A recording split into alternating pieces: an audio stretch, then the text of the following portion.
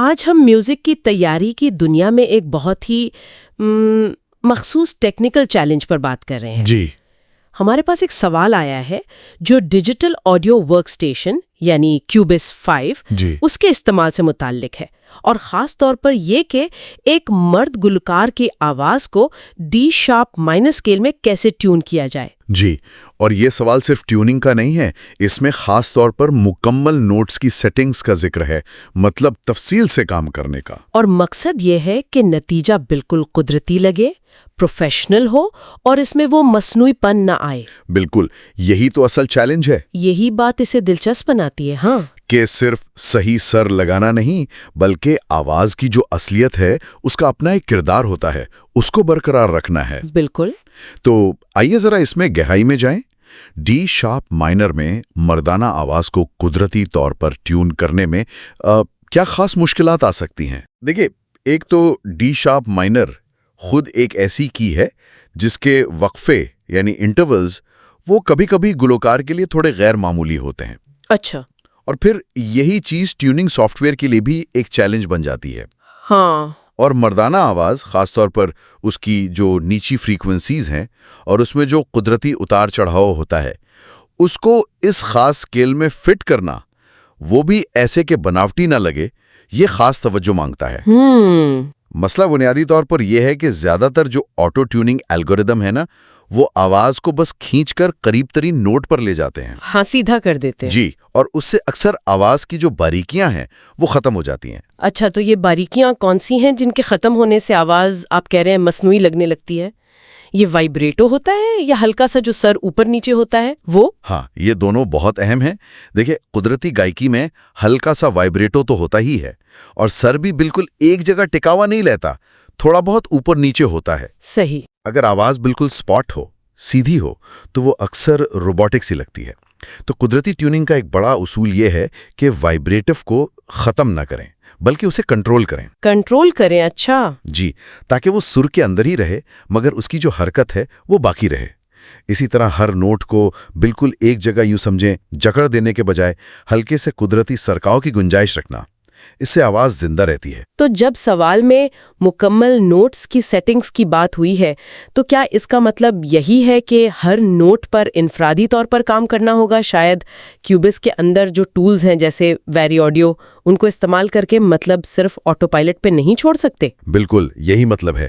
Auto settings آپ کو ایک شروعات دے سکتی ہیں، ایک بیس لائن، لیکن قدرتی نتیجہ چاہیے تو اکثر آپ کو ہر نوٹ کی پچ کرو کو ہاتھ سے ایڈٹ کرنا پڑتا ہے. یعنی مینولی؟ جی، مینولی. یہ دیکھنا پڑتا ہے کہ نوٹ کے کس حصے کو زیادہ ٹیوننگ کی ضرورت ہے. شاید جو لمبے کھینچے ہوئے سر ہیں ان کو، جبکہ شروع اور اختتام کے حصوں کو شاید تھوڑی زیادہ آزادی دی جائے. ایک اور بہت اہم چیز ہے فارمنٹ پریزرویشن. فارمنٹ پریزرویشن وہ کیا ہوتا ہے؟ یوں سمجھیں کہ آواز کا جو بنیادی کردار ہے، اس کا ٹون، اس کی کوالٹی، پچ بدلنے پر بھی وہ برقرار رہے.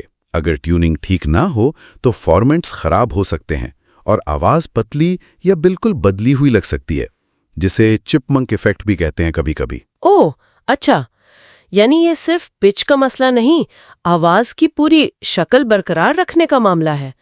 یہ تو واقعی ایک آرٹسٹک کام لگتا ہے، صرف ٹیکنیکل نہیں. بالکل.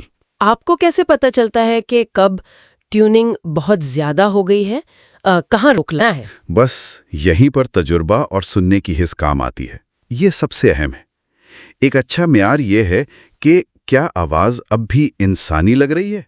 کیا اس میں وہ جذبہ، وہ احساس باقی ہے جو اصل پرفارمنس میں تھا؟ صحیح. کبھی کبھی ہلکی سی بے سوری پن یا امپرفیکشن جو ہوتی ہے نا، وہی دراصل موسیقی کو زیادہ اثر انگیز بناتی ہے. مردانہ آواز میں خاص طور پر نچلے سروں میں اگر آپ بہت زیادہ ٹیوننگ کر دیں تو آسانی سے اس کی گہرائی اور وہ جو گرمائش ہوتی ہے وہ چھن سکتی ہے. یہ واقعی ٹیکنالوجی اور فن کے درمیان ایک بہت دلچسپ توازن ہے. مطلب کیوبس جیسے ٹولز ताकत तो बहुत देते हैं, लेकिन उनका सही इस्तेमाल वो वाकई हसासियत और गहरी समझ मांगता है। जी बिल्कुल। ये सिर्फ बटन दबाने का काम नहीं, बल्कि मौसीकी को असल में सुनने और समझने का काम है। दर हकीकत।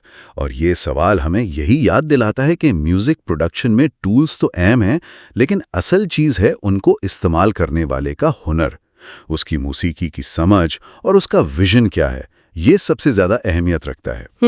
मकसद टेक्नोलॉजी को इस्तेमाल करके परफॉर्मेंस को बेहतर बनाना है, ना कि उसे बदलकर एक बेजान मशीन बना देना। तो खुलासा ये हुआ कि क्यूबिस 5 में डी शार्प माइनर जैसी, जो कि एक मुश्किल की है, उसमें मर्दाना आवाज को कुदरती तौर पर ट्यून करने के लिए हमें ऑटो सेटिंग्स से आगे बढ़ना होगा।